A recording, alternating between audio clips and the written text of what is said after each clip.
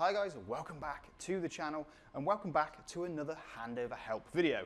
And today our subject is the BMW 3 Series. So without further ado, let's grab the camera and let's run through all the things that you're going to need to know when you pick up your new BMW 3 Series. So the BMW 3 Series, and this particular car that we're going to be using today is a bit of a stunner. This is an M340i in fire red with a BMW M Performance body kit. So these little winglets down here in the carbon fibre and so on.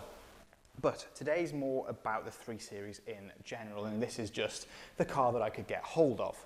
So we're going to run through this just like I would have back in the day as a BMW product genius, and run through all the things that you might need to know. The 3 Series actually is pretty simple on the outside. You don't have any obviously charging ports and so on like that. So there's not a whole lot to show you on here, but I will quickly open the bonnet and show you underneath, which you do by going into the driver's side, and then down here you've got this little pulley. Pull it once to unlock, pull it twice to unclip it. We'll obviously go through all the interior shortly. First things first, open this up. There's no catch, so you don't need to go fishing around underneath here. So we have the big 6-cylinder engine up here. You've got your washer fluid here if you needed to top that up. For any reason, if you needed to jump start the vehicle or use it to jump start another one, your positive point is here and your negative is right here. And then you've got any oil top up here as well. Super simple, and what a lovely engine it is.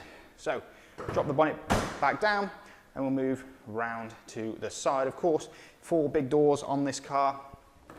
Passenger side, there's not a whole lot to talk about, but we'll jump into the driver's in a second. I mean, this particular car is fantastic. You can see the carbon fibre rear spoiler on there. The boot in the 3 Series is a manual release, really simple, just a little button just underneath here. Put it back down, but let's go and get started with the proper handover help. So before I jump in, let's talk about what's on this side of the car. So you have your unlock button, your lock button here, obviously the door handle, and all of your window controls. If you've got children in the back, you wanted to child lock them, it is this button here for the windows. You've got your folding mirrors here as well, and your memory buttons for your seats are on here. And of course, if you want to adjust your seats, it's just these buttons here. So forwards, backwards, and then if you wanted to tilt, there, nice and easy. So let's jump in and let's talk through some of the things inside this car. So let's start down here. The 3 Series still has conventional light controls. It's not done on the screen yet. They are down here, so pretty much click auto and it will sort itself out. However, if you want to override that, put your lights on yourself here, and if you want to put parking lights on, right and left. Then you've got this toggle here which changes the brightness of the control display. So I don't know whether you'll be able to see this. If I toggle, it goes a little bit darker, a little bit brighter. And then on the left hand side you've got your rear fog light. There are no fog lights on the front of this car because the lights are good enough.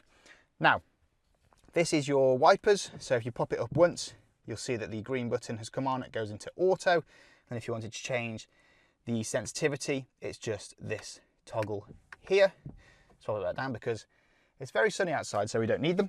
Right hand side of the steering wheel we have all your media controls, so your volume up and down, next song, previous song, phone, menu, which you can go into here and change pretty much whatever you want. So the content that's in the center, or you can go and change the layout, which is actually quite a cool option to do. I personally like this one, but obviously whoever's car this is likes the top one. That's absolutely fine. And then you've also got your voice control on here too. Moving over to the left hand side, you've got all your cruise control, your speed limiter and so on, all on here. Left indicator, left stalk is for your indicators. Don't give me any jokes that BMW don't have them because it's there. You've got your auto main beam here, which is actually a really useful feature. Just press that once and it'll stay on main beam. And then we'll move into the center. Now, the air conditioning controls have gone from here. They're no longer in this center console. We'll touch on where they are in a second, but let's just run through what's down here. So if you wanted to change where your blowers are, it's these little toggles here and here. The same with these ones here. Then your buttons down here, you've got your volume control, next track, previous track, hazard lights, front demist, rear demist. And then if you had a wireless charging pad, it would be under here, and you've got this sliding little cover here, which actually in this car is finished in carbon fibre and is lovely. Now, down here in the middle, we've got a few more buttons. So at the top here, you've got your traction control, which of course you probably won't ever need unless we have got deep snow, and then it's much easier to let the wheels slip with that. Your parking sensors are here. Your start-stop button is here. Your engine, obviously, main button is here. You've got Sport, Comfort, Eco Pro, quite self-explanatory. Then you've got Auto Hold. Now, this is where you can lift your foot off the brake and the car will just hold itself, for example, at traffic lights without creeping forwards, that automatic creep. It'll eradicate that. Your normal handbrake is here. Your park button here. Your toggle for your drive, neutral, reverse is here. And we still have an iDrive controller. Now, these are making their way out of a lot of modern BMWs, but this particular car still has it. But at the same time, it's also touchscreen up here. So before we go over some of the features in here, let's just talk about where you do your air conditioning. First things first, you'll see you've got off and off. These are dual zone climate control. So this one is for this side, this one is for the passenger side.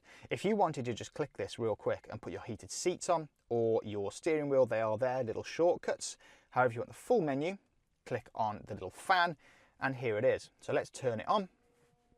And this is the new display. Now you can leave it in auto, which is actually a very, very efficient, easy way of doing it. However, if you wanted to control it a little bit more, press that button, and then you can choose where the air comes out, the pace there, and then the temperature is down here. So at the minute it's low, as you can see, and then you can press this button and it'll go up and down. If you wanted both to move at the same time, you need to press sync right here, and then you've got automatic recirculation here, max air conditioning if it's quite warm here as well. Now, if you press the home button and head back to here, and then press these four little squares, this is your main control of the vehicle. If you wanted to find something in particular, you can click Browse menu and search for anything in there. You've then got your BMW ID. Now, I would highly recommend that you link your vehicle to the BMW Connected Drive app, because it is actually really useful, really, really good. You just do that via the app, the chassis number, which is up on the corner of the vehicle here, and follow the instructions to link your car. It is super, super useful. You've got personal assistant, which is something like you can say, hey BMW, take me to the nearest McDonald's, which, well, we're here, is actually just over there. But we've got Android Auto, Apple CarPlay, completely wireless in this car. You've then got the Connected Drive store, where you can add features to your vehicle like traffic camera recognition and so on and so forth. Further down, we've got the display. So if you wanted to go into here and change what's on your instrument cluster or your control display, you can do it all in there. Doors and windows, this one can be actually very, very useful. So you can go into here, and if you want, when you unlock the vehicle, to unlock just all the doors or the driver's door, if you want it to make a sound when it unlocks, flash, fold the mirrors in, there is loads and loads of options in there. You've then got an automated window function as well, which, I mean, I've never used, but it is quite cool. You can set up activation points, so if it's a hot day and so on, you can do that. Driving settings, in here you have all of your, for example, your lane departure and stuff like that. If you wanted to turn them off, your speed limit warning will come on automatically in the vehicle. However, there's a little tip: if you press and hold the set button, it's a shortcut to get that turned off quickly rather than going into this whole system. Your interior lighting, you can change the ambient lighting colours in here. There are plenty to choose from. The brightness, if you can reduce it for night driving, it's all in there. Live vehicle, now this shows basically your trip computer, so your MPG, how long you've driven, etc., your mileage and so on. That's all in there. You've got your messages, your mobile devices. It's super, super easy to connect a new device. Go up here, connect new device, and then just follow all the on-screen instructions. Super easy. We've then got several other things. So your navigation is here. However, you'll either use this or the Apple CarPlay or Android Auto or Waze, or however you want to use it. News, owner's handbook is in here. So it's actually no paper handbook now in the vehicle. It's now all done on here. You can set up a personal hotspot as well. That is done also through the Connected Drive store, your radio, Spotify. System settings is quite useful, so if you wanted to change your date and time and so on, but pretty much as the car comes from factory, it'll have automatic set in there. You can change the language, the voice control, the units, the sound. If your car has got Harman and Kardon as well. This is something that I would 100% recommend going and having a play with. Then you've got your telephone, vehicle status, which is obviously quite an important one, tells you if there's any tyre pressure monitors or when your next engine oil services. You've got weather, exterior lighting, seat comfort. So you've got an awful lot in there, which, I mean, if you've got any questions about it, do please let us know in the comments below, because there is an awful lot. But in basic, once you've got your vehicle set up, you're not really going to be going back into there and doing a whole lot in there. One thing to note, quite an important button, is your SOS button up here.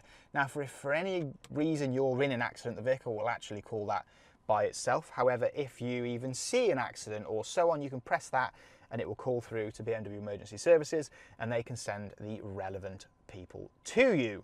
But I think that's about it. The 3 Series actually is a super easy vehicle, very traditional in its sense. There's a bit of technology here, but other than that, it is a brilliant, brilliant car. And if you want any more information on the new BMW 3 Series, or any BMW for that matter, please contact your local Sytner BMW retailer. And if you want any more questions answered about the 3 Series or any of these different features that we've mentioned, do please pop them in the comments below and I'll do my best to answer every single one. Please like this video, subscribe to the channel for plenty more content to come, and I will see you guys again very, very soon.